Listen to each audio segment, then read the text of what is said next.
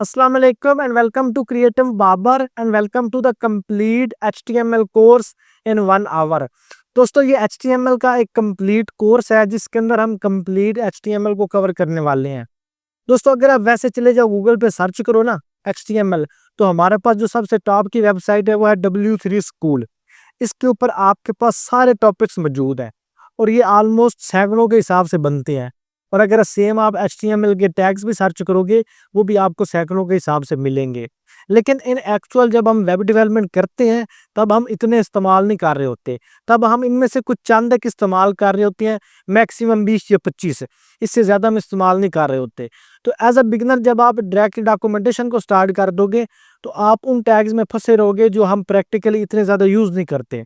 तो मैं आपको इस कोर्स के अंदर वो टैग्स बताऊंगा जो हम 90% इस्तेमाल कर रहे होते हैं। बाकी जब एक दफ़ा आपका गेट स्टार्टेड हो गया फिर जो बाकी 10% है वो आप खुद से भी सीख सकते हो।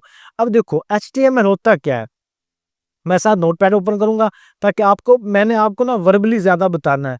मैंने इसके लिए कोई स्लाइड्स तैयार नहीं की, मैंने इसके लिए कोई जो वो टिश पिश होती है वो मैंने नहीं की, क्यों मैं आपके साथ डायरेक्ट वो चीज़ें डिस्कस करने वाला हूँ जो मेरे माइंड में है, जो मैं आप लोगों को अपने एक्सपीरियंस के बेस पे सिखा सकता हूँ।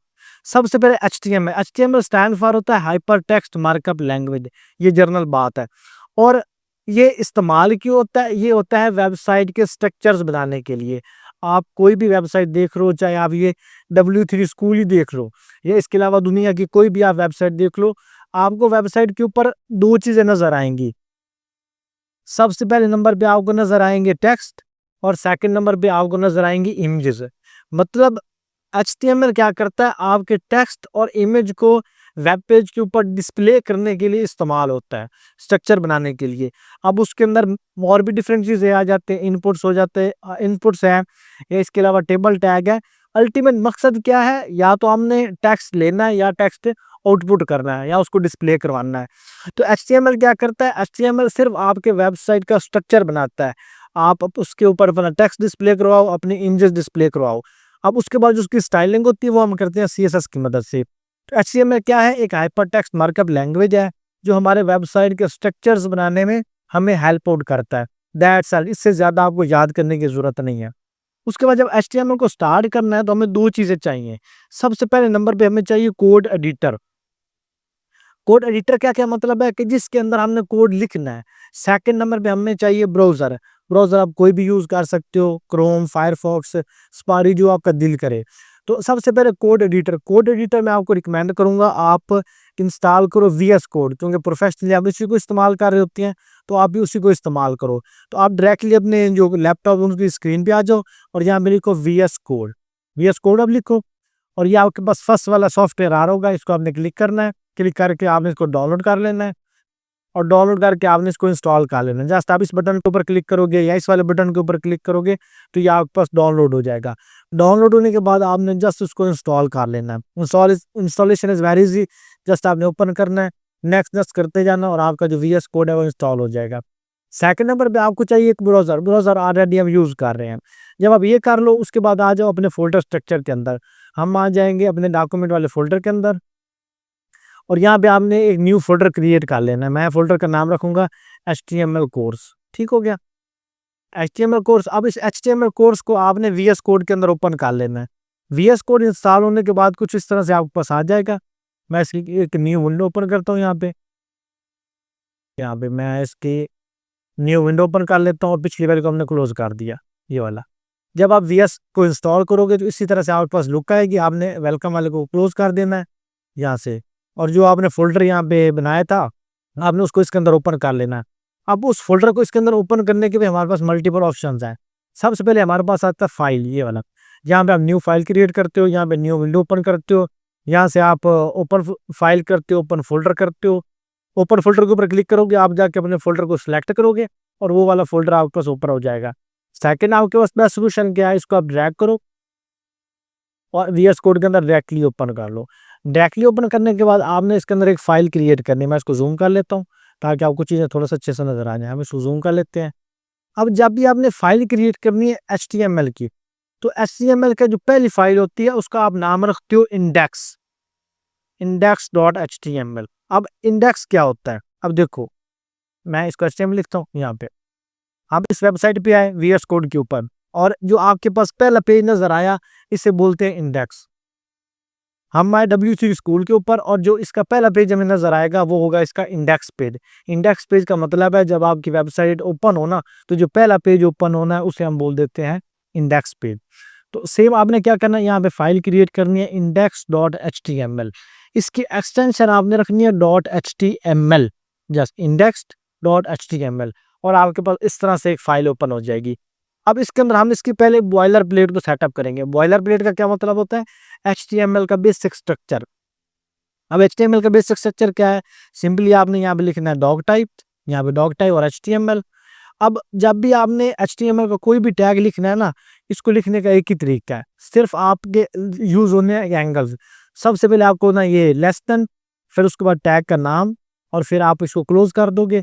क्लोज करने के बाद इसके अंदर जो भी आपका कंटेंट है वो लिखोगे। वो लिखने के बाद सेम आप यहाँ पे एंगल बना के ये स्लैश करके और इस तरह से आप उसको क्लोज कर दोगे। ये है हमारे पास HTML टैग को ओपनिंग एंड क्लोजिंग मतलब करने का तरीका। आपने इस तरह से HTML टैग ओपन करना है, और आपको जो इस तरह से आपने एंगल, उसके बाद स्लैश, और उसके बाद टैग का नेम, और फिर आपने क्लोज कर देना है। ये आपका HTML का टैग क्लोज हो जाएगा। अब डॉक टाइप HTML लिखने के बाद इसके नीचे आपने आना है और यहाँ पे लिखना है HTML, इसको आपने यहाँ पे क्लोज कर देना। अब डॉक टाइप आपने क्यों लिखना है, ये आपकी HTML फाइल के लिए हम इस्तेमाल करते हैं। अगर इसको ना भी लिखोगे तो भी कोई मसला नहीं, कोड आपका 100% वर्क करेगा। अब हम HTML का जो कोडिंग है वो कर रहे हैं, तो आपकी HTML की फाइल बन गई। अब इस HTML के अंदर आपका सारा बाकी कोड डालना है। सबसे पहले आपके पास आ जाएगा हेड। अब हेड क्या होता है, इसको आपने सेम उस तरह से क्लोज कर देना है। क्लोज किया और इसको हम एक लाइन के अंदर कर देते हैं ताकि आपको अच्छे समझ आ जाए। सेम उसी तरह से हमने एंगल ब्रैकेट कर ली, उसके बाद टैग का नाम लिखा और इसको हमने यहाँ तो क्लोज कर दिया। अब हेड, अब ये जो आपको वेबसाइट नजर आ रही है, इस वेबसाइट के ऊपर सिर्फ ये वाला कंटेंट नहीं है, इसके पीछे और भी बहुत सारा कंटेंट है। अगर मैं इसको यहाँ पे उसका कोड दिखाऊं, ये देखें, ये वाला जितना भी आपको कोड ऊपर वाला नजर आ रहा है, ये कोड तो मौजूद है लेकिन आपको वेब पेज पे नजर नहीं आ रहा। वो कंटेंट जो HTML पेज के अंदर मौजूद तो है, लेकिन आपको वेब पेज पे नजर नहीं आ रहा, वो सारा हम लिखते होते हैं हेड टैग के अंदर।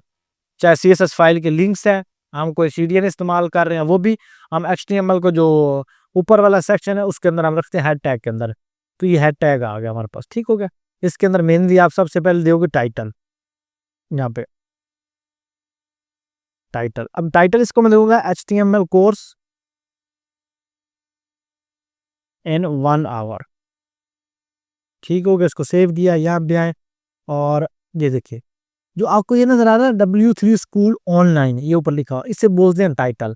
अब जो फोल्डर आपने क्रिएट किया था उसको ओपन करना, उसके अंदर सेम index.html की जो फाइल है वो बन चुकी होगी इस तरह से, ठीक हो गया। इसको आपने डबल क्लिक करके ओपन कर लेना। ओपन करोगे तो उसको आप यहाँ पे जूम करो, ये देखो HTML कोर्स इन 1 आवर हमारे पास लिखा हुआ आ गया। ये हमारे पास बन गया हमारे वेब पेज का टाइटल, ठीक हो गया। अब हेड टैग के अंदर फिलहाल आपने बस ये लिखना है। उसके बाद हमारे पास आता है बॉडी टैग, यहाँ बॉडी टैग। अब जो कुछ भी आपको वेब पेज पे नजर आता है, यहाँ पे जितना भी आपको नजर आ रहा है, जितना भी आपको ये वाला नजर आ रहा है कंटेंट, ये सारा जितना भी आपको जो बॉडी के ऊपर नजर आ रहा है, जो आपको लग रहा है कि ये वेबसाइट है, वो सारा कंटेंट हम लिखते होते हैं बॉडी टैग के अंदर। किस तरह से, यहाँ पे हम लिखेंगे मिसाल के तौर पे सिर्फ बॉडी लिख देते हैं, सेव किया, और अगर मैं यहाँ पे इसको रिलोड करूँ, ये देखिए हमारे पास आ गया बॉडी, ठीक हो गया। अब जो भी कंटेंट आप लिखोगे आपके पास यहाँ पर डिस्प्ले होगा, ये हमारे पास हो गया बॉडी। अब ये तो हो गया आपका basic boiler plate. Boiler plate के अंदर क्या है, आपका basic structure of web page, जिसके अंदर आपकी HTML आएगी और इसके अंदर आपका बॉडी टैग और हेड टैग, दैट्स ऑल। ये आपकी होगी बॉयलर प्लेट। अब देखो, जब भी आपने अपने वेब पेज के अंदर कोई चीज शो करवानी है, या आप टेक्स्ट शो करवाओगे या आप शो करवाओगे इमेजेस, तो सबसे पहले हम देखेंगे टेक्स्ट को शो करवाने के हमारे पास कितने टैब्स होते हैं। सबसे पहले नंबर पे हमारे पास आती है हेडिंग्स। हेडिंग के लिए हम यूज करते हैं H1 का टैग। तो अब टैग सेम आप उस तरह से क्रिएट करोगे। यहाँ पे आप लोग एक इसको जूम और कर लेते हो, यहाँ पे आप लोग एंगल, लेने के बाद टैग का नेम। तो जो हेडिंग्स है वो हमारी स्टार्ट होती है H1 से। H1 इसको क्लोज करा और इसके अंदर हमारे पास आ जाएगा HTML कोर्स, कि हमारे पास बन जाएगी टॉप 1 हेडिंग। इसको सेव किया, और अगर मैं आपको यहाँ पे दिखाऊँ तो ये देखिए हमारे पास आ गया HTML कोर्स। ठीक हो गया। इस तरह से हमारे पास आ गई हेडिंग 1 H1। फिर उसके बाद हम यहाँ पे देंगे H2 HTML कोर्स। ठीक हो गया। अब इसमें अब जो H2 है आपका, वो H1 से थोड़ा सा छोटा है, छोटी कर लेंगे। फिर आपका आ जाएगा H3। अब सेम H3 होगा, वो आपका थोड़ा सा और छोटा होगा यहाँ पे। ठीक हो गया। सेम इस तरह से आपका H4 H5 और H6 तक आपके टैग इस तरह से चलेंगे। बस आपको लगा लेता हूँ यहाँ पे 4 5 6। सिर्फ आपने यहाँ पे H4 इसको कर देना है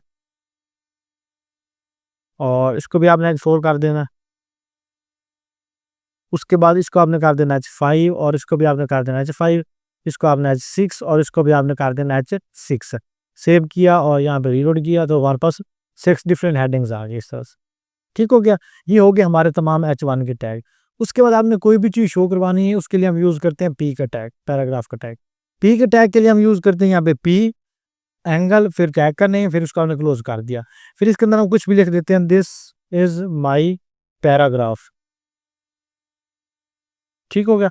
इसको सेव किया और यहाँ पे आके इसको रीलोड करेंगे। ये मेरे पास आ गया, दिस इज माई पैराग्राफ। ठीक हो गया। इस तरह से हम अपना जो पी का टैग है वो लगाते हैं। अब टेक्स्ट को शो करवाने के लिए जो हमारे पास टॉप पे टैग्स है ना, वो यही है। या तो हम हेडिंग्स का इस्तेमाल करते हैं और या हम पी का टैग इस्तेमाल करते हैं, H1 से लेकर H6 तक और पी का टैग। और यकीन करें कि 60-70% हम इसी की मदद से ही सारा टेक्स्ट शो करवा लेते हैं। अब उसके बाद कुछ और एडवांस टैग्स भी इसके अंदर आ जाते हैं टेक्स्ट को लिखने के लिए। उसके लिए हमारे पास आता है स्ट्रॉन्ग का टैग पहले नंबर के। स्ट्रॉन्ग के अंदर आप लिख देंगे बोल्ड, मतलब जब भी आपने कोई टेक्स्ट बोल्ड करना है तो उसके लिए आप स्ट्रॉन्ग का इस्तेमाल कर लोगे, या ऊपर से आ जाएगा बोल्ड। इसको मैं साइड बाय साइड ओपन कर लेता हूँ ताकि मैं बार बार पेज को रीलोड ना करना पड़े यहाँ पे। ठीक हो गया यहाँ पे। उसके बाद हमारे पास आ जाता है इसके अंदर EM का टैग। EM का होता है आपके पास इटैलिक होता है, यहाँ पे EM, उसको सेव करा और ये हम लिख देंगे इटैलिक। सेव किया, रीलोड किया, मेरे पास आ गया इटैलिक। उसके बाद हमारे पास होता है इसके बाद अंडरलाइन टैग। अंडरलाइन टैग के लिए हम यू का टैग इस्तेमाल करते हैं। यू मतलब अंडरलाइन, उसको हम देंगे अंडरलाइन। अंडरलाइन, अब इसके अंदर कोई भी हम चीज़ लिखेंगे वो हमारे पास क्या होगी, अंडरलाइन आएगी, इसके नीचे एक लाइन आ जाएगी। फिर हमने कोई भी चीज़ मार्क करनी है, हाईलाइट करनी है, उसके लिए हम यूज़ करेंगे मार्क का टैग। मार्क किया और यहाँ पे ठीक हो गया, इसके अंदर हम लिख देंगे मार्क। सेव किया, वेट, ये हमारे पास बन गया मार्क का टैग। तो इस तरह से आप बहुत ही सिंपल वे के अंदर आपके जो टेक्स्ट एलिमेंट्स हैं वो सारे आप लगा सकते हो। अब टेक्स्ट लगाने के लिए हमारे पास H1 से लेके हो गया H6 तक। फिर उसके बाद हमारे पास आ गया है पैराग्राफ को शो करवाने के लिए या बाकी टेक्स्ट को शो करवाने के लिए, उसके लिए हम पी का टैग इस्तेमाल करेंगे। उसके लिए हम स्ट्रॉन्ग का टैग इस्तेमाल करेंगे, EM का इस्तेमाल करेंगे। कोई भी चीज़ हाईलाइट करनी है तो उसके लिए हम मार्क का टैग इस्तेमाल कर लेंगे। अब उसके बाद हम जो चीज़ शो करवाएंगे वो हम करवाएंगे तस्वीरें। अब देखो, अपने वेब पेज के अंदर तस्वीरें शो करवाने के लिए आपके पास कोई ना कोई तस्वीर होनी चाहिए। तो मैं आ जाऊँगा यहाँ पे डाउनलोड के अंदर, मेरे पास यहाँ पे कोई ना कोई तस्वीर पड़ी होगी। ये मेरी तस्वीर पड़ी है, इसी को मैं ड्रैग करके यहाँ पे ऊपर कर लेता हूँ। यहाँ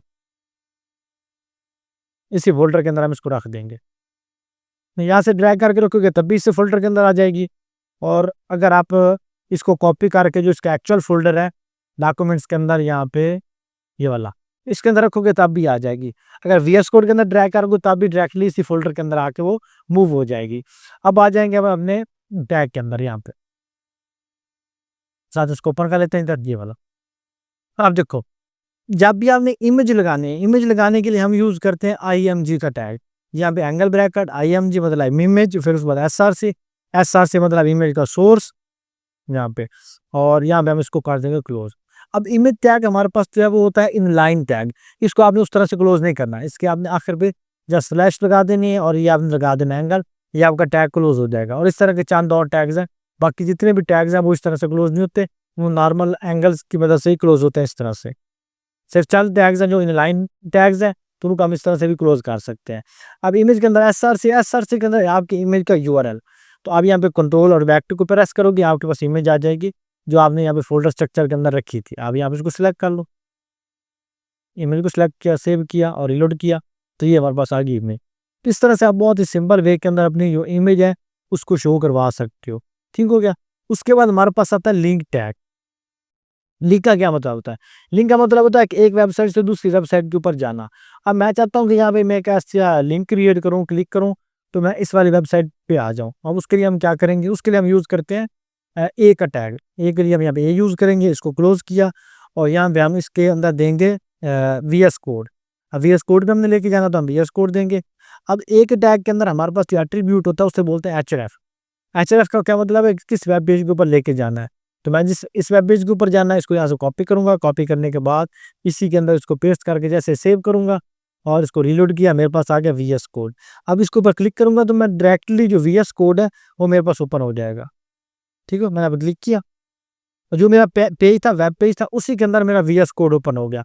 आप इसके अंदर यूट्यूब का लिंक लगाना चाहो, आप इसके अंदर कोई और जो लिंक है वो लगाना चाहो, आप आसानी से लगा सकते हो। जस्ट आपने जिस लिंक को लगाना है उसको जहाँ से कॉपी करना है, कॉपी करने के बाद आपने एक टैग लगा के उसके एचरेफ के अंदर आपने उसको जाके पेस्ट कर देना है, तो आपका वो वाला लिंक लग जाएगा। अब देखो ये वाला लिंक हमारे पास लग गया, क्लिक किया, हम इस वेबसाइट के ऊपर लैंड कर गए। अब इससे हम बैक आ जाते हैं, ये आपके पास हो गया एक टैग। अब उसके बाद हमने जब भी डाटा देना होता है ना, तो डाटा की हम लिस्ट क्रिएट करते होते हैं। अब लिस्ट क्रिएट करने के लिए जो हम टैग यूज करते हैं उसे हम बोलते हैं यूएल टैग और ओएल टैग। या तो हम अनऑर्डर लिस्ट का इस्तेमाल करते हैं या ऑर्डर लिस्ट। सबसे पहले हम देंगे यूएल। यूएल मतलब अनऑर्डर लिस्ट। अनऑर्डर लिस्ट के लिए हम यहाँ पे अगेन यहाँ पे एंगल लेंगे, यहाँ पे एंगल लिया, एंगल लेने के बाद यहाँ पे यूएल, इसको क्लोज किया, इसके अंदर हम लेंगे लिस्ट आइटम। तो मैं अभी यूज करूंगा एल आई, होम, अबाउट, फिर इस चीज़ को हम कॉपी पेस्ट कर लेंगे और यहाँ पे लिखेंगे हम कॉन्टैक्ट, सेव किया, यहाँ पे और इसको रीलोड किया तो मेरे पास ये लिस्ट बन गई। तो इस तरह से आप अनऑर्डर लिस्ट लगाते हो बहुत ही सिंपल वे के अंदर।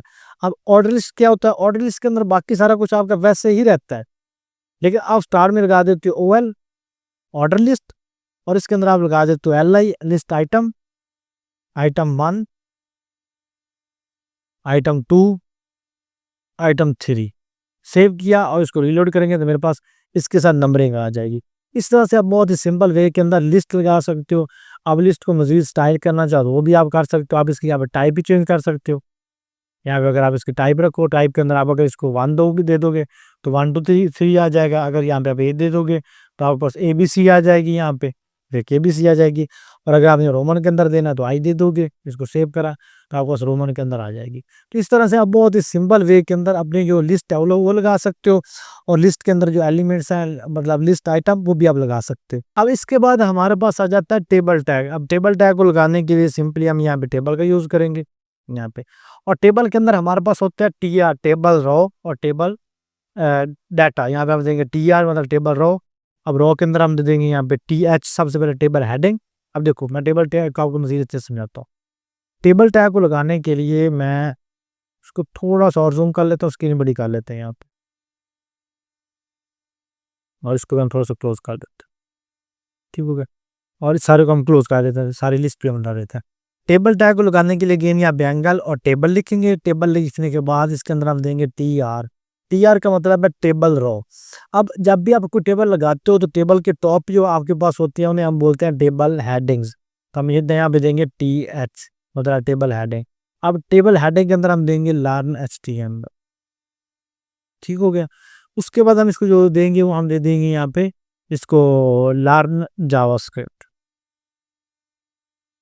ठीक होगा, अब इसको सेव किया और यहाँ पर देखो तो आपके पास आ गया लर्न एचटीएमएल, लर्न जावास्क्रिप्ट, दो आपके पास आ गई टेबल हेडिंग। अब इस टेबल हेडिंग के अंदर जो हमने नीचे कंटेंट देना ना उसे हम बोलते हैं, उसे भी हम टीआर ही लगाते हैं टेबल रो। इसके अंदर हम देते हैं टी डी टेबल डाटा। ठीक है, अब डाटा के अंदर देते हैं 1, ठीक है, और सेकंड के लिए हम दे देते हैं 2। सेव किया, यहाँ पे 1 और 2। अब जब भी मुझे इसके अंदर मतलब डाटा को चेंज करवाना है, मतलब इसके अंदर चीज ऐड करवाना है, इस तरह से करता जाऊंगा मैं। ठीक है, यहाँ पे मैं इस चीज को क्लोज करता हूँ, कॉपी किया, यहाँ पे देता हूँ 3 और यहाँ पे दे दिया 4। सेव किया, रिलोड किया कि मेरे पास आ गया। ठीक है, अब इंस्टेड ऑफ दिस मैं यहाँ पे अगर नेम शो करवाना चाहूँ, नेम यहाँ, ठीक हो गया, और यहाँ पे मैं शो करवा देता हूँ एज।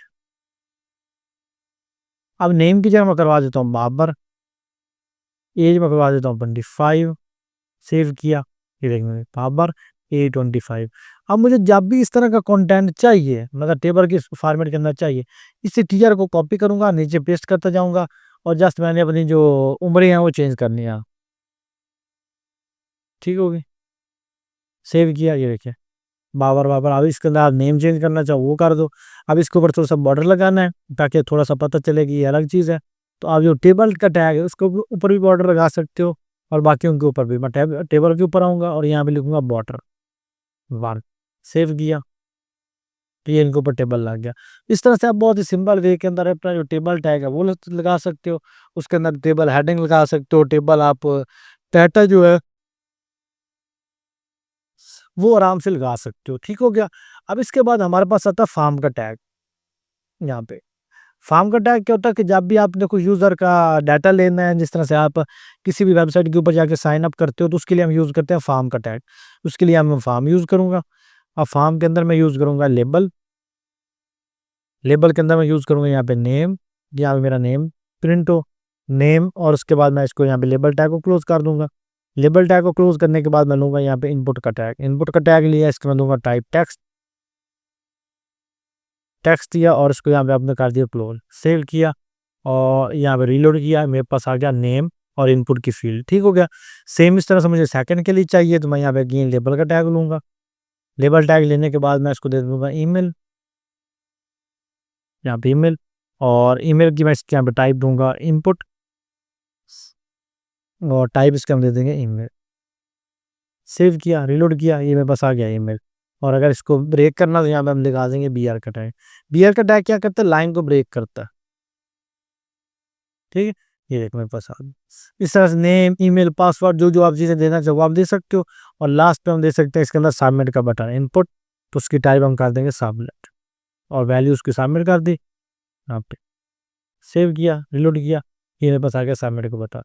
इस तरह से आप बहुत ही सिंपल वे के अंदर इसके अंदर फॉर्म लगा सकते हो। ये जस्ट बेसिक फॉर्म है, आगे चल के इसको हम इन डेप्थ जो है ना वो सीखेंगे कि फॉर्म के अंदर और क्या क्या चीज़ें होती हैं। एक दफ़ा जस्ट इसका मैं ओवरव्यू जो है वो आपको दे रहा हूँ। उसके बाद हमारे पास होते हैं कुछ ऐसे टैग जो हम इस्तेमाल करते हैं सिर्फ अपना जो सेक्शन है उसको रिप्रेजेंट करने के लिए। अदरवाइज हम वहाँ पे डिव का टैग भी इस्तेमाल कर सकते हैं। तो सबसे पहले हमारे पास होता है एचटीएमएल का टैग, इसे बोलते हैं रूट टैग। फिर हमारे पास होता है हेड टैग, उसे आप बोलते हैं मेटा डाटा। ठीक हो गया। फिर हमारे पास होता है बॉडी। बॉडी का मतलब होता है कंटेंट, जितना भी आपका कंटेंट है वो सारा बॉडी टैग के अंदर आएगा। फिर आपके पास होता है सिमेटिक टैग्स। सिमेटिक टैग, इसके अंदर हमारे पास सबसे पहले होता है आपको हेडर टैग। फिर हमारे पास होता है मेन का टैग।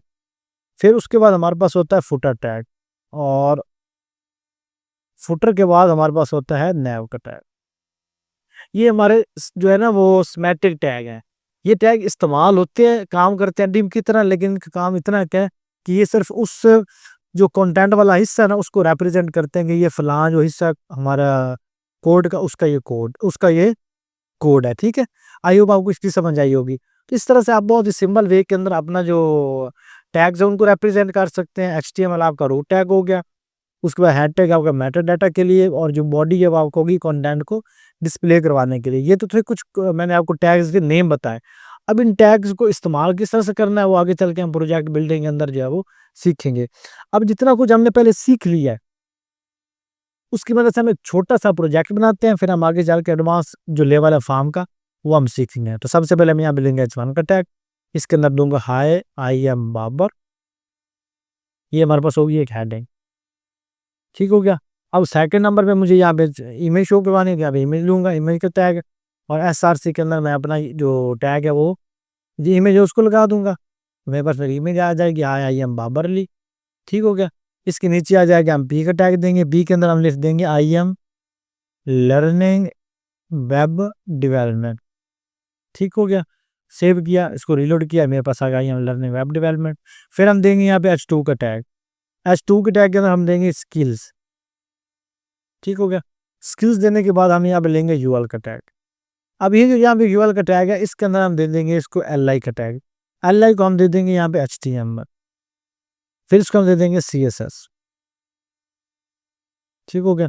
सेम इस तरह से बाकी जो स्किल्स हैं आप उनको यहाँ पे ऐड कर सकते हो। ये आपके पास हो गया स्किल। उसके बाद आप हम देंगे यहाँ पे कॉन्टैक्ट। तो कॉन्टैक्ट देने के लिए हम यहाँ पे देंगे एज टू का टैग, उसके अंदर हम लिख देंगे कॉन्टैक्ट। कॉन्टैक्ट और नीचे हम एक का टैग लगा के यहाँ पे एक का टैग, और href के अंदर हम लिखेंगे मेल टू, और मेल टू डॉट के बाद हम अपना जो मेल है वो लिखेंगे marbabar267@gmail.com। ठीक हो गया, इसको सेव किया और यहाँ पे हम इसको दे देंगे ईमेल में।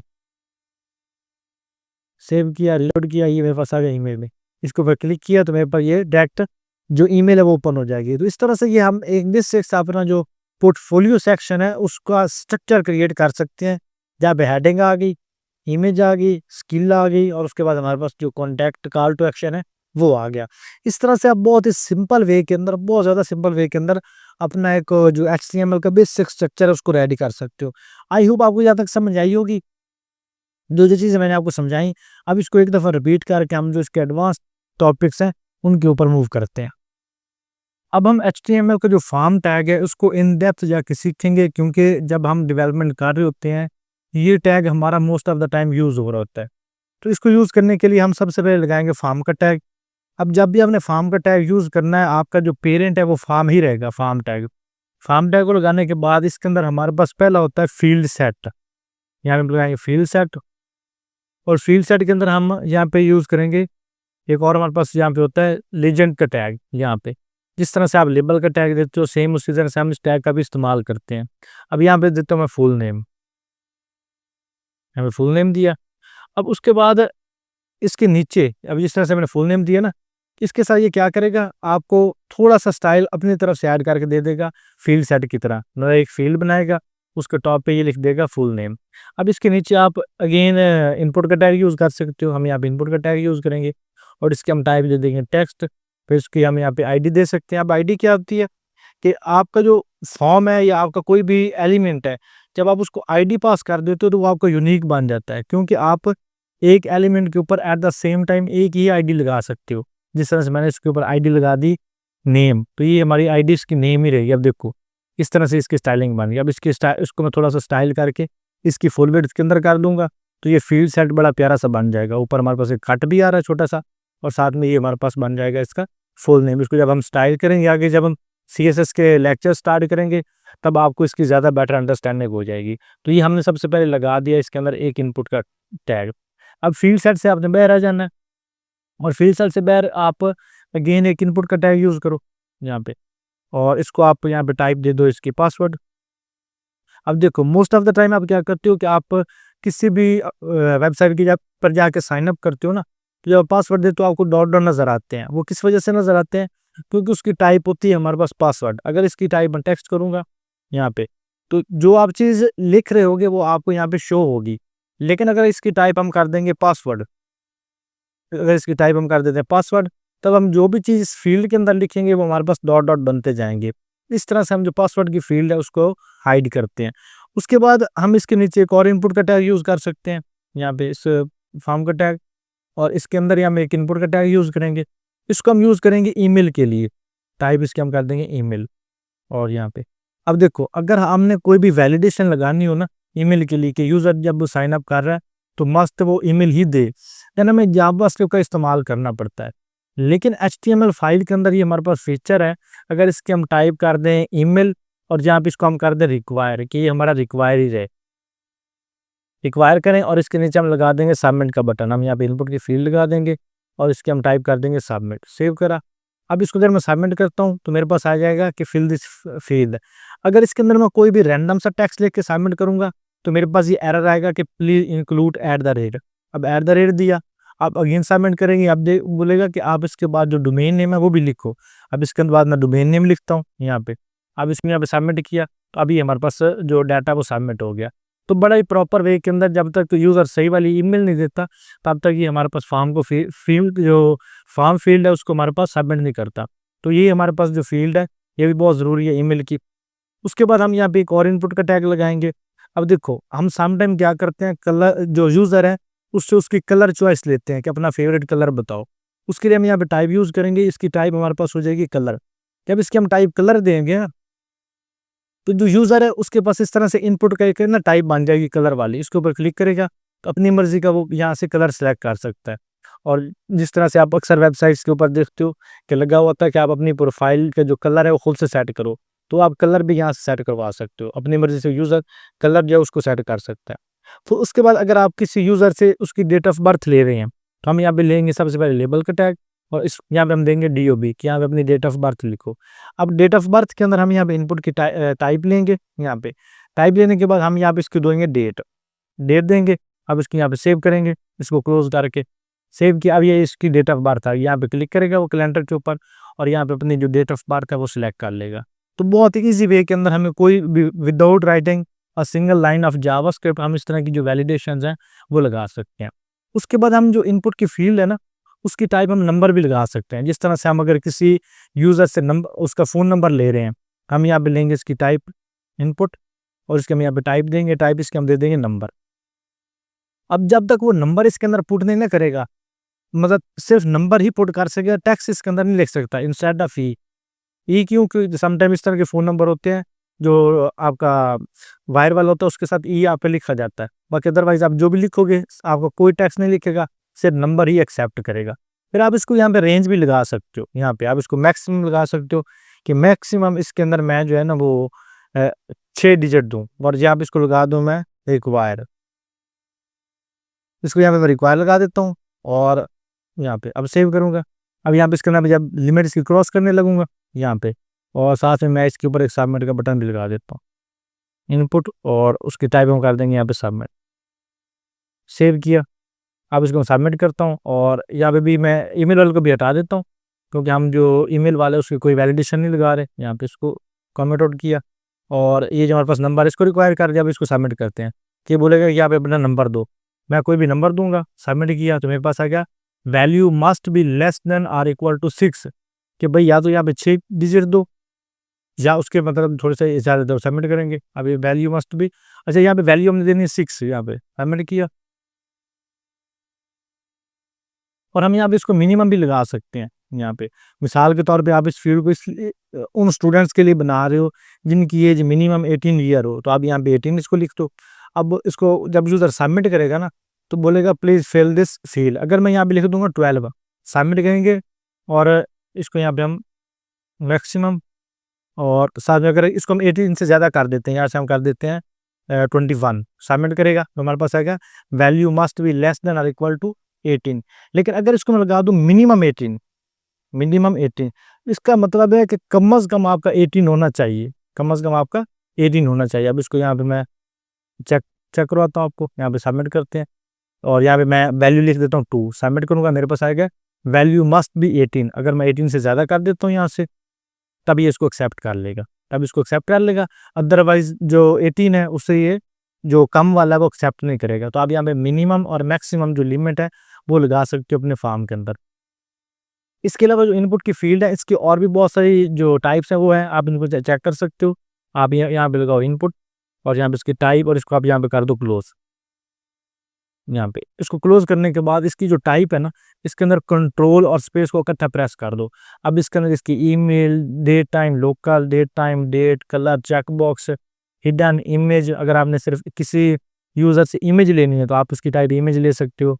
मंथ आप यहाँ पे शो करवा सकते हो। अगर मैं यहाँ पे सेव करूँ मेरे पास यहाँ पे सिर्फ मंथ जो है वो शो होंगे, ठीक हो गया। और अगर मैं यहाँ पे ईयर करवाना चाहूँ तो मैं सिर्फ जो साल हैं, ईयर्स हैं, उनको यहाँ पे शो करवा सकता हूँ।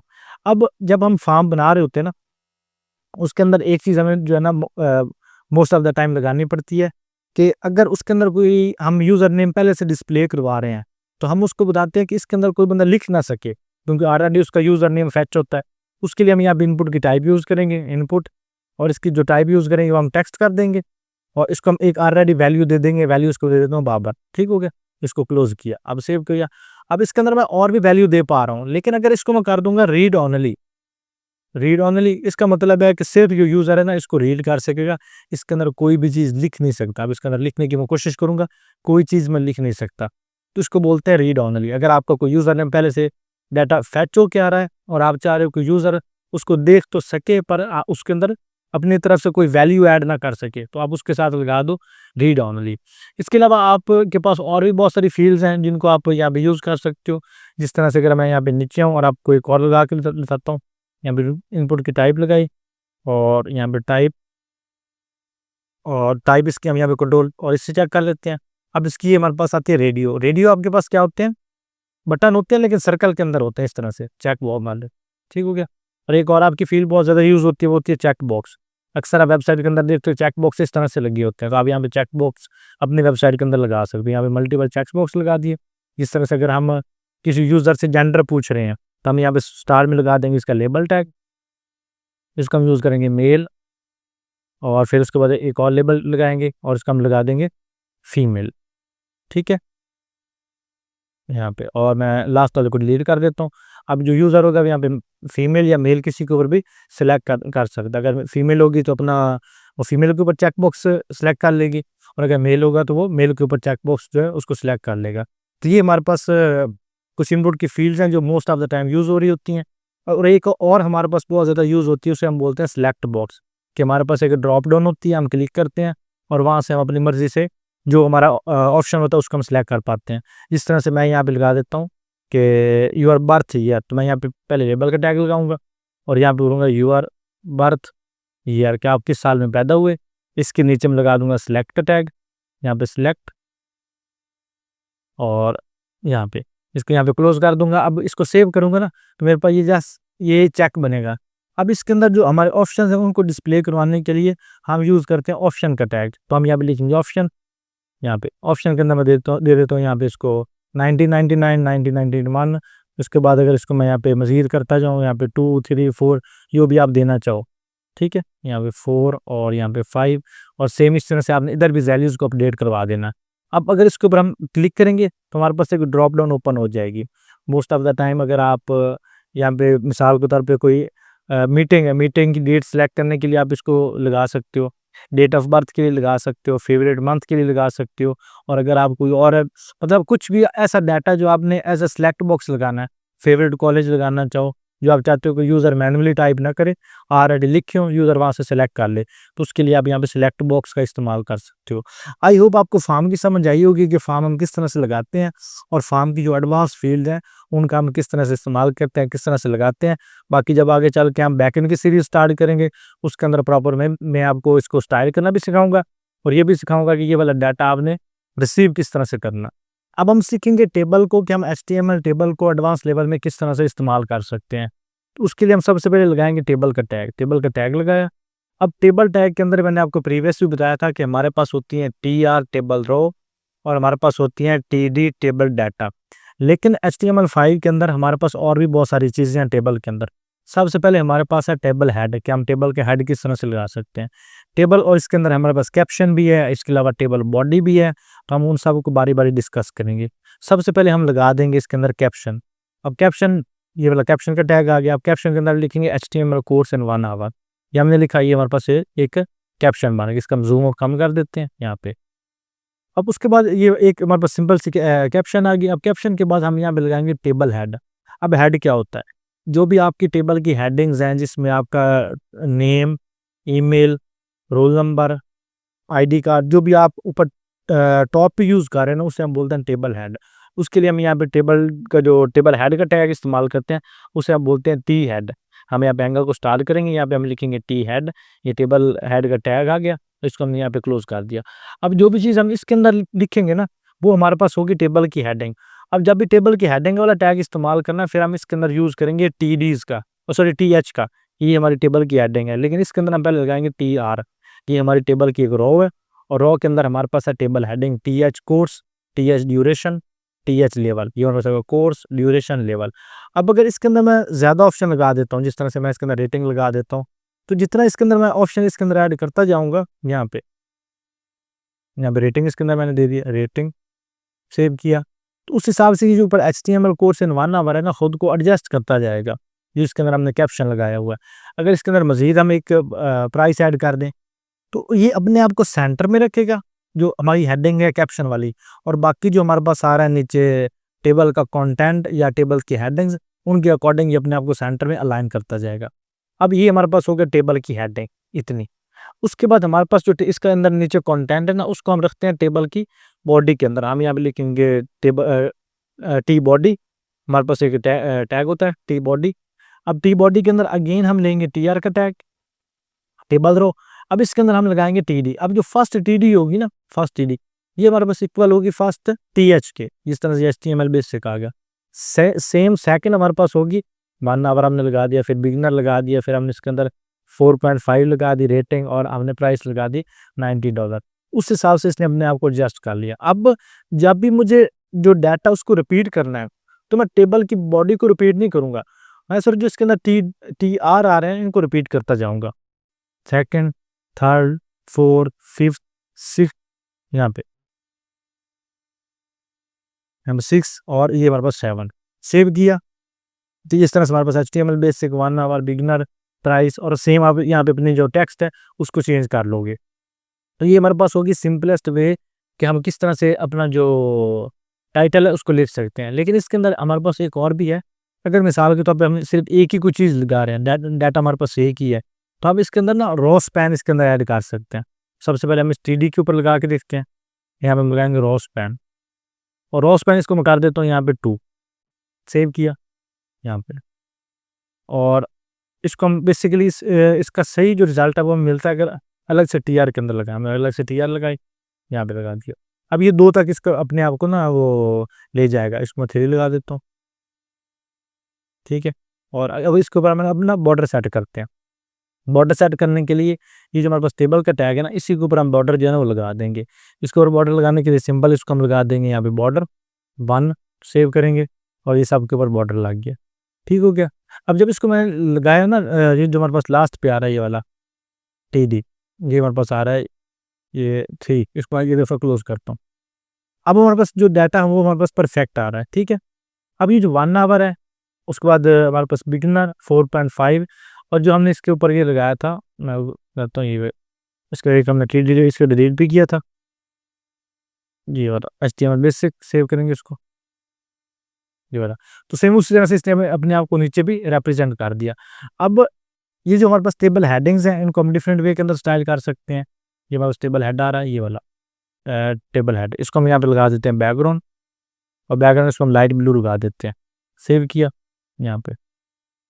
फिर इस तरह से नहीं वर्क कर रहा तो आप इसको यहाँ से हटा लो और यहाँ पे इसके अंदर स्टाइल एट्रीब्यूट इस्तेमाल कर लो, स्टाइल लगाओ और अब इसके अंदर आप लगा दो बैकग्राउंड स्काई ब्लू या ये सैल्मन लगा देते हैं, सेव किया तो इसके ऊपर लग गया।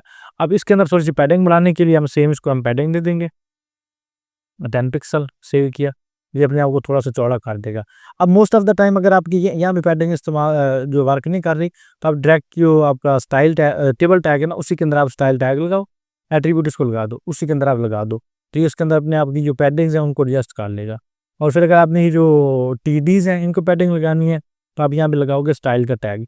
अब जितने भी आपको मैंने पहले टैग समझाया इसी के साथ हमारे पास आता है स्टाइल का टैग।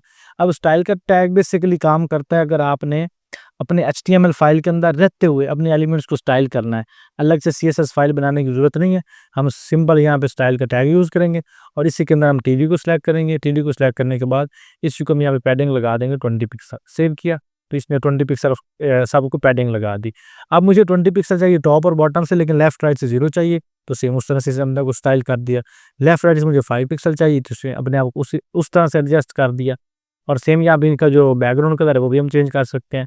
यहाँ पे इनका बैकग्राउंड कलर मैं रेड लगा देता हूँ, लेकिन मैं कहता हूँ कि सिर्फ जो ताक है वो आ जाए, मतलब 1 3 ये जो काउंटिंग आती है ना वो वाले मेरे पास हो इस कलर के, सेम वो वाले बस हमारे पास आ गए।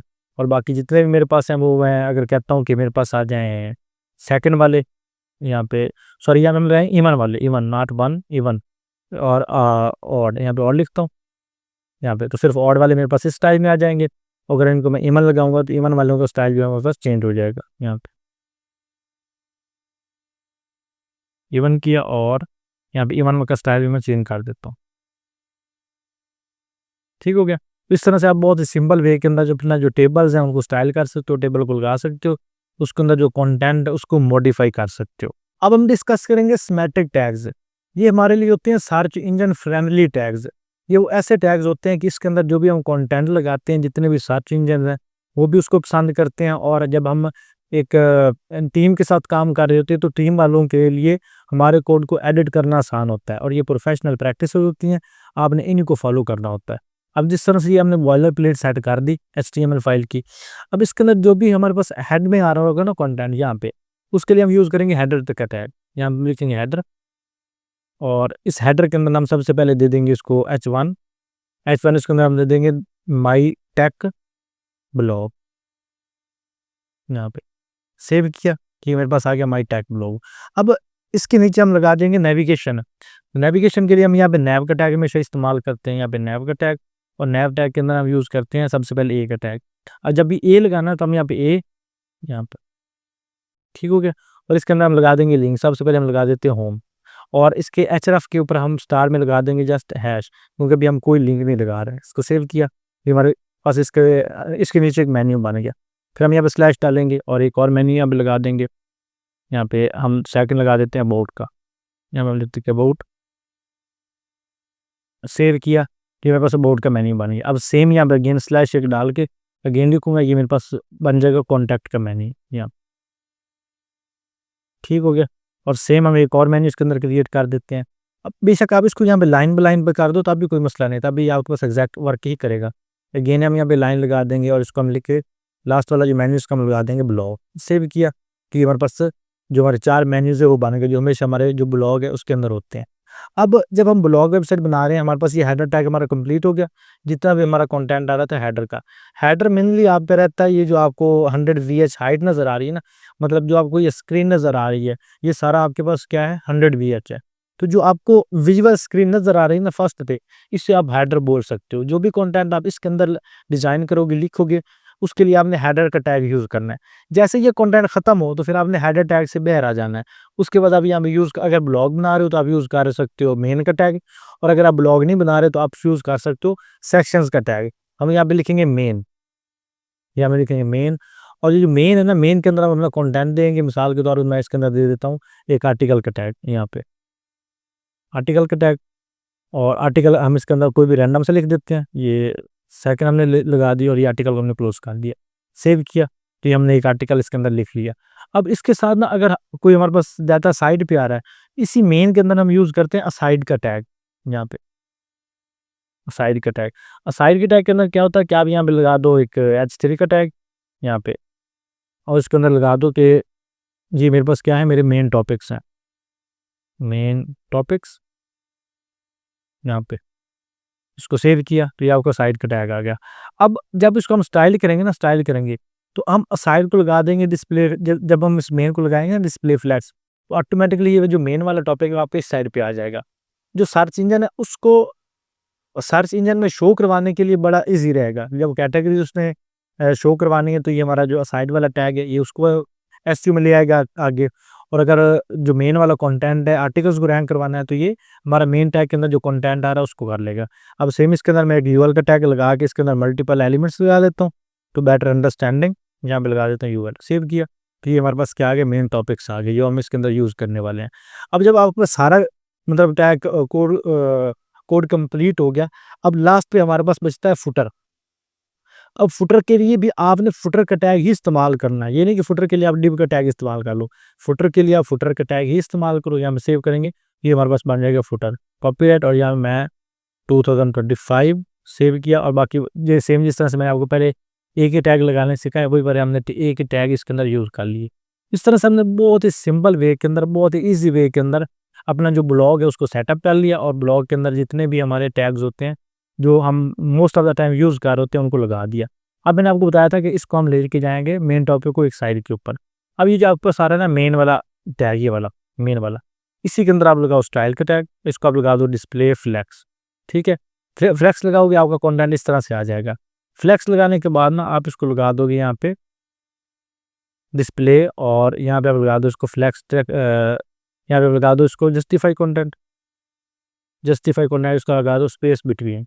तो ये आपका इसके दरम्यान स्पेस बन जाएगी। अभी हमने फुटर का टैग लगाया था ना, फुटर का टैग हम मेन के बाहर लगाएंगे। मैंने पहले मेन के अंदर लगा दिया था, हमने इसको मेन के बाहर लगा दिया। अब देखिए विदाउट राइटिंग एडिशनल CSS हमने प्रॉपर जो एक ब्लॉग के लेआउट होती हैं उनको सिलेक्ट कर लिया। अब जब गूगल इसको रैंक करेगा तो ये जो आपके पास माई टैग और ये मेन्यूज़ आ रहे हैं ना, इनको ये कंसिडर करेगा हेडर टैग, और हेडर टैग के अंदर ये जो मेन्यूज़ हैं आपके मेन्यूज़ को ये रैंक करवा देगा।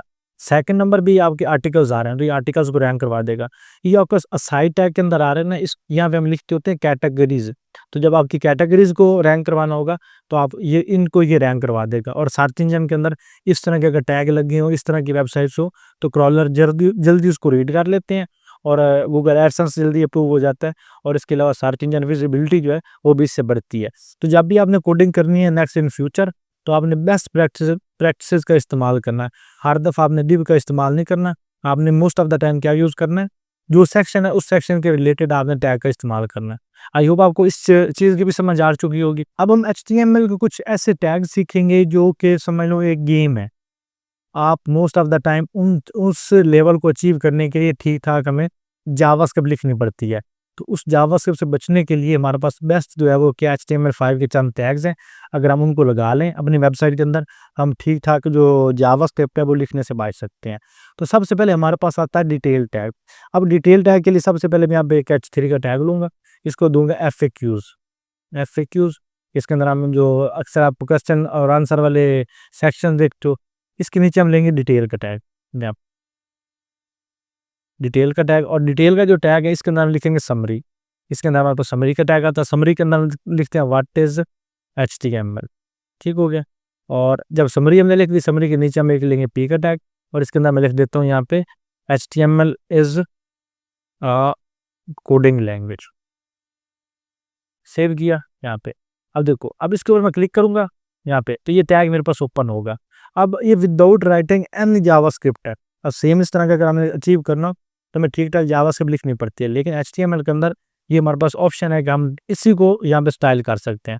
अब अगर आपको मल्टीपल FAQs चाहिए तो आप जस्ट इसको रिपीट करिए।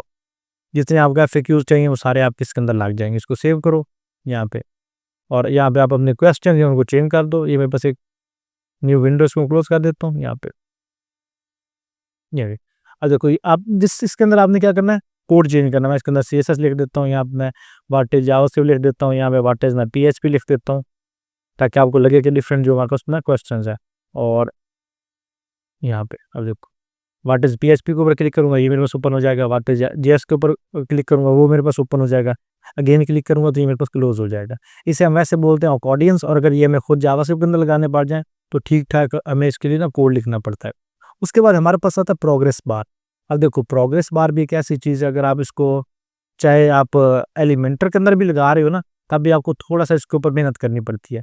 लेकिन HTML5 के अंदर ये हमारे पास बिल्ट इन है। तो हम यहाँ पे लिखेंगे H3, और इसको हम देंगे प्रोग्रेस बार के एक हेडिंग, प्रोग्रेस बार। और इस प्रोग्रेस बार के नीचे हम ले लेंगे एक प्रोग्रेस का टैग। यहाँ पे प्रोग्रेस का टैग लिया। अब इसको मैं वैल्यू दे देता हूँ 50%, और मैक्सिमम इसको लगा देता हूँ 100। देखो, ये मेरे पास बन गया। अब मिसाल के तौर पे मैं HTML के लिए लगा रहा हूँ, और इसके अंदर मैं परसेंटेज भी शो करवा सकता हूँ। ये मेरी 50% है, तो ये इसके अंदर मेरे पास परसेंटेज भी शो करेगा। आई थिंक यहाँ पे रिप्रेजेंट नहीं कर रहा, तो कोई इशू नहीं है। मैं इसके ऊपर लेबल का टैग लगा लेता हूँ। लेबल का टैग लगाया, और इसके अंदर मैं 50% शो करता हूँ। ये मेरे पास आ गया 50%, और साथ में इसकी आ गई। और साथ में हम इसको ये भी दे सकते हैं कि ये मैं HTML है मेरे पास, या CSS है, या कौन सी जो मतलब कोडिंग लैंग्वेज है जिसकी परसेंटेज मेरे पास इतनी है। HTML आ गई। अब आते हैं हम CSS के लिए, तो यहाँ पे मैं CSS देता हूँ। तो CSS में बोल देता हूँ कि मुझे आती है 90%। यहाँ से मैं CSS दूंगा, और इसकी वैल्यू आपने कर देनी है 90। जैसे आप 90 करोगे, ये प्रोग्रेस बार उससे ज़्यादा बढ़ा हुआ होगा। अगर यहाँ पे लाइन ब्रेक करनी है तो आपने थोड़ी सी टेक्निक का इस्तेमाल करना है, और यहाँ पे BR का टैग इस्तेमाल कर लेना, ताकि आपकी लाइन ब्रेक हो जाए। अब देखो, CSS हमारे पास 90% होगी, 90% पे आ गया। और सेम इस तरह से बाकी जो है आपके पास वो इस तरह से आ गई।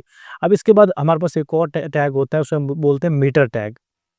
अब मीटर टैग क्या होता है कि सम टाइम आप वेबसाइट के अंदर एक सिस्टम देखते हो कि डाउनलोडिंग वाला, कि कोई भी चीज़ आप डाउनलोड कर लो, आपको पता चल रहा है कि इतने % डाउनलोड होगी, अब ये इतने % डाउनलोड होगी। वो जो परसेंटेज शो करवाने के लिए ना, हम जावास्क्रिप्ट का मोस्ट ऑफ द टाइम इस्तेमाल कर रहे होते हैं। लेकिन HTML के अंदर हमारे पास है मीटर टैग, जिसकी मदद से हम उस चीज़ को ट्रैक कर सकते हैं। तो अगेन यहाँ पे मैं लूँगा एक H3 का टैग, और H3 के अंदर मैं दे दूंगा इसको डाउनलोड प्रोग्रेस। और इसके नीचे हम एक मीटर का टैग यूज़ कर लेंगे। यहाँ पे लिखेंगे मीटर यहाँ पे। और मीटर के अंदर आप क्या दोगे, सबसे पहले आपने इसको देनी है वैल्यू। ये आपकी वैल्यू करती है परसेंटेज के अंदर काम। इसको हम करेंगे 0.6। सेव किया। कि आपके पास आ गया कि आपकी डाउनलोडिंग इतने % हो गई है।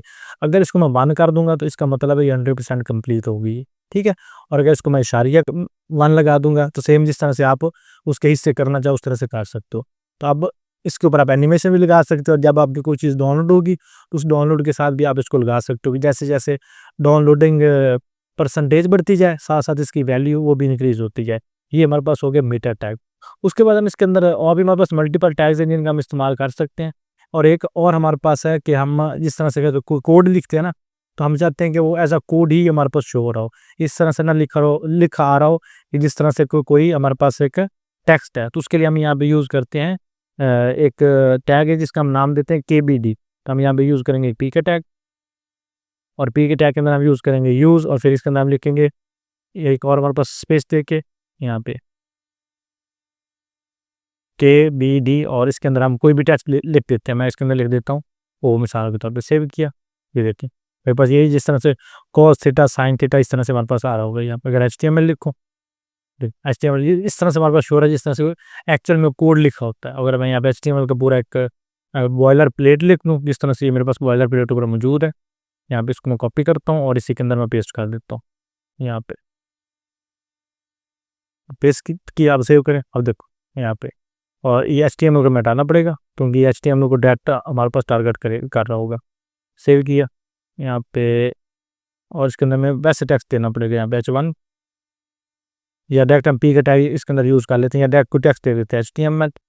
और बॉडी टैग के बाद हम इसको लिखेंगे एक H1 का टैग। अब सेव करेंगे, यहाँ पे देखो सेम जिस तरह से HTML का टैग लिखा जाता है, सेम जिस तरह से बॉडी टैग लिखा जाता है, सेम जिस तरह से H1 का टैग लिखा जाता है, उसी तरह से मेरे पास शो करवा रहा है। अगर यहाँ पे मैं CSS की प्रॉपर्टी लिख दूँ यहाँ पे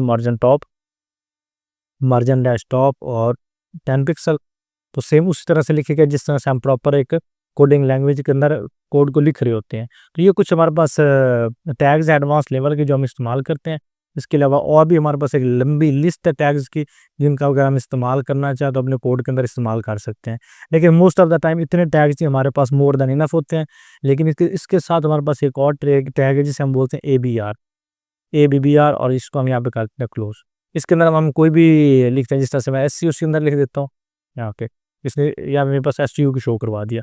और एक और हमारे पास होता है मार्क्यू का टैग, वो बड़ा फंटास्टिक टैग है हमारे पास। तो मैं यहाँ पे लिखता हूँ मार्क्यू टैग। इसके अंदर आप कोई भी चीज़ लिखोगे ना तो आपको इस तरह से शो होगा जिस तरह से आप किसी वो न्यूज़ सुन रहे हो और नीचे वो पट्टी चल रही है। मैं HTML is a coding language, और सेव करते हैं। ये मेरे पास आ गया HTML is a coding language. इसी के साथ मैं लिख देता हूँ सब्सक्राइब क्रिएटिव बाबर, यहाँ पे सेव किया तो मेरे पास इसके साथ आ जाएगा HTML as a coding language subscribe to creative Babar. तो इसके साथ इसके आप जो डायरेक्शन है वो भी चेंज कर सकते हो। यहाँ पे इसकी डायरेक्शन है, आप इसको यहाँ पे आर भी कर सकते हो। इसके अंदर हम लिखेंगे यहाँ पे डायरेक्शन, और डायरेक्शन लिखने के बाद हम यहाँ पे लिख देंगे इसके अंदर आप लेके सेव करेंगे तो ये आपकी तरफ हमारी जो डायरेक्शन है वो हो जाएंगी। अगर इसको कर दूंगा डाउन तो ये जो इसकी एनिमेशन है वो डाउन हो जाएगी। अगर मैं यहाँ पे इस तरह से हमारे पास अपना कोड लिखूँ, यहाँ पे इसके साथ BR का टैग लगा दूँ, सेव किया, ये लाइन ब्रेक करेगा। अब हर एलिमेंट के साथ या हर टेक्स्ट के साथ मुझे सेम इस तरह से BR का टैग लगाना पड़ेगा। जिस तरह इसको मैं सेव करता हूँ और यहाँ पे मैं मल्टीपल ये लगा देता हूँ, सेव जब देखो, ठीक है। जिस तरह से अगर टॉप से बॉटम आपको पट्टी चलाना चाहो वो चला सकते हो। और सेम अगर अभी आप इसके डायरेक्शन चेंज करो लेफ्ट के अंदर, ये लेफ्ट की तरफ मूवमेंट कर देगा। यहाँ पे इंस्टेड ऑफ डाउन मैं इसको लेफ्ट कर देता हूँ तो इसकी मूवमेंट लेफ्ट की तरफ हो जाएगी। अगर मैं यहाँ पे इसको कर दूँ राइट तो इसकी मूवमेंट हो जाएगी राइट की तरफ। तो इस तरह से आप इसके ऊपर मल्टीपल जो डायरेक्शन है वो अप्लाई कर सकते हो, इसका वे चेंज कर सकते हो। बाकी इसके अंदर आप बिहेवियर इसका अल्टरनेट लगा दो, और साथ में इसका जो स्क्रोल अमाउंट है वो 10 लगा दो, विड्थ इसको लगा दो 100%, हाइट 50 पिक्सल, बैकग्राउंड कलर है इसको अप्लाई कर दो। ये आपको थोड़ा सा और स्टाइलिश वे के अंदर मार्क्यू टैग मान जाता है। अब मज़ीद इसके अंदर आप मल्टीपल एनिमेशन भी लगा सकते हो, जितनी मर्जी आप लगाना चाहो, की फ्रेम लगाना चाहो तो वो सारी चीज़ें आप इसके ऊपर अप्लाई कर सकते हो। बाकी उसके बाद इसका टेक्स्ट कलर है वो इसके ऊपर अप्लाई नहीं हुआ, तो उसके लिए आप सिंबल यहाँ पे स्टाइल एट्रीब्यूट का इस्तेमाल करके यहाँ पे इसको कलर डायरेक्टली अप्लाई कर सकते हैं। बस सेव किया, इसका कलर हमारे पास सेम। इस तरह से आप बहुत ही सिंपल वे के अंदर HTML को जो टैग है उनको सीख सकते हो। और जितने मैंने आपको टैग्स बता दिए हैं ये मोर देन इनफ है। आप HTML जब आप इन फ्यूचर प्रोजेक्ट्स कर रहे होगे तो आपको पता चलेगा कि जितने मैंने आपको टैग्स बता दिए हैं, इससे भी हम कम इस्तेमाल कर रहे होते हैं, लेकिन ये इतने टैग्स आपको आने चाहिए। HTML अगर आप एज़ अ वेब डेवलपर कहीं पे इंटरव्यू दे रहे हो, उसमें आपको हेल्प मिलेगी। और इसके अलावा सम टाइम इस तरह का कोई प्रोजेक्ट आ जाता है जिसमें हमें एनिमेशन लगानी पड़ती हैं, टेक्स्ट एनिमेशन लगानी पड़ सकती हैं, तो उसके लिए आप इन टैग का इस्तेमाल कर सकते हो।